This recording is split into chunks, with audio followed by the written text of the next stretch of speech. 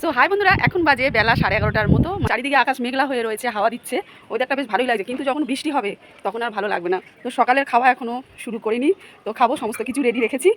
আজকে সকালের ব্রেকফাস্টটা, সকাল বলুন অনেকটাই বেলা হয়ে গেছে। আসলে কী বলতো, সকালবেলা ওই চা দিয়ে আমি রুটি খেয়েছিলাম, আর ঈশান ঘুম থেকে উঠে একটু চাউমিন খেয়েছিল, মেয়েও চাউমিন খেয়ে স্কুল চলে গেছে। ওই জন্য সকালের যে ব্রেকফাস্টটা সেটা একটু দেরি হয়ে গেছে। তো কালকে কিছুটা ভাত ছিল ফ্রিজে, সেটা গরম করে নিলাম, আর কয়েকটা রুটি করে নিয়েছি, মানে আটা তো মাখাই ছিল, রুটি করে নিয়েছি। এখন আমার ঈশানকে ভাত দিয়ে দুধ দিয়ে খাওয়াবো, মানে দুধ ভাত খাওয়াবো, আর আমি হচ্ছে কুমড়ো ভাজা দিয়ে রুটি খাবো। আর এই যে দুধ গরম করে রেখেছি। আর আজকে দুপুরের মেনু ডিম।